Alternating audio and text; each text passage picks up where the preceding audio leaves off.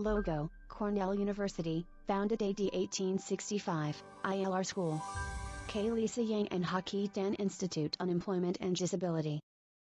Text, Deborah Wagner, Faculty, Work Incentive Support Center ILR School in Cornell University. Hello, my name is Deborah Wagner. I'm on the faculty at the Work Incentive Support Center in the Yang Dan Institute at Cornell University. I want to talk to you today about work incentive planning. Text, Work Incentive Planning. I've had the pleasure of spending 26 years as a work incentive planner, and I love the work. Text, help people with disabilities understand how they can use their benefits to go to work and use tools called work incentives to maximize their financial outcome. I get to help people with disabilities understand how they can use their benefits to go to work, how they can use tools called work incentives to maximize their financial outcome and keep things that they need, like health coverage. It's very important, though, before you enter the field, that you understand what all is involved. Text, 7 core skills for work incentive planners.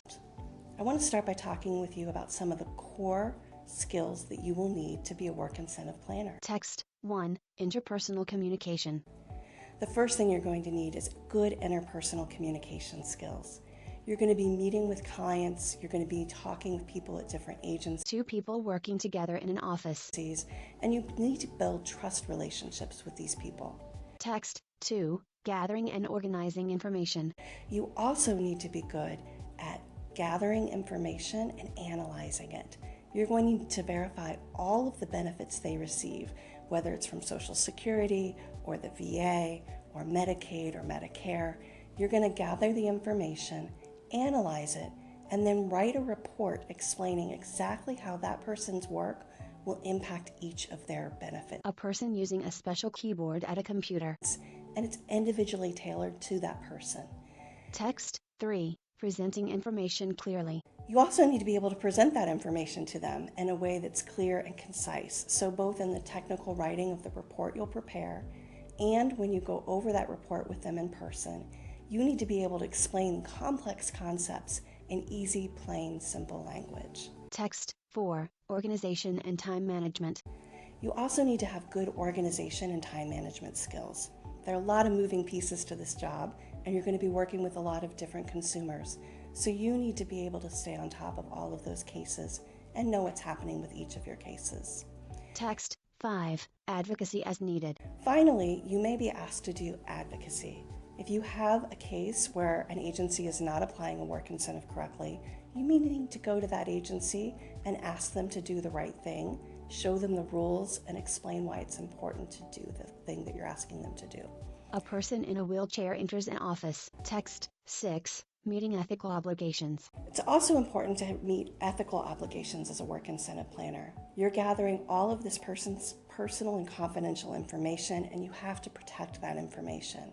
You're not going to be able to build trust relationships unless you can protect the information. Text, maintaining competence. You also need to maintain your competence, because even though you take a course on how to become a work incentive planner, the numbers change every year and the rules for the different programs change periodically. So you need to be able to stay on top of that. Cornell will help you by sending you updates with that information, but you need to read the information, understand it, and incorporate it into the work that you're doing. Finally, I'd like to recommend that you share this video with your supervisor. I want them to understand what's involved in being a work incentive planner and what's involved in the course to become a work incentive planner. At Cornell, our course requires that you attend all of the classes. A person sits at a computer showing the Cornell logo. We're an academic institution, so you have to attend the classes. Text, 1, attend the classes. 2, pass the exam. 3, complete a practicum. After the classes are over, you take an examination and you have to have a passing score. And then we ask you to do a practicum, where you take a real live client and you do the full process of work incentive planning for them and submit the case file with all of the documents that are required. It's a big job, but it's a rewarding job. And I hope that you seriously consider becoming a work incentive planner. Thank you.